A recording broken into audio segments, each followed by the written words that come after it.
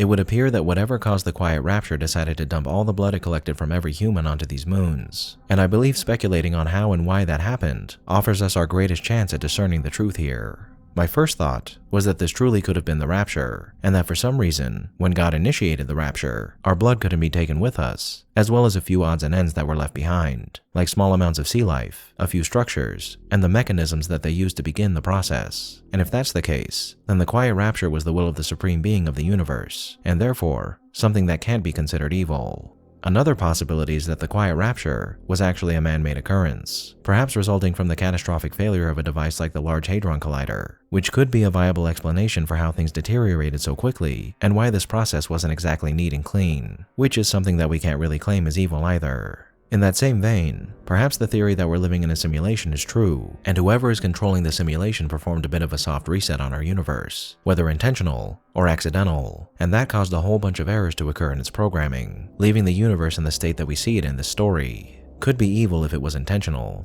but again, probably not something we can claim to be evil. The most horrifying theory I could think of, though, has to do with some interdimensional or eldritch entity consuming nearly all matter in the universe. Perhaps somewhere beyond the veil of our universe lies a creature that rampages through the multiverse, consuming entire universes in the blink of an eye. It could be that this creature uses portals much like the ones we find on AT5 to do so, and so perhaps the portals we find there are essentially its garbage chutes that it uses to dispose of the parts of life that it has no taste for, namely blood, with the rest of the bones, structures, and sea life perhaps being small oversights that were thrown out with the rest of the trash. If that's true, then it's possible that the monolith and the anomaly are remnants of that creature's power, and as terrifying as the monster we encounter in these bloody waters is, in each of these possibilities, it's probable that it's simply something that was left behind, or the evolved version of what was left behind.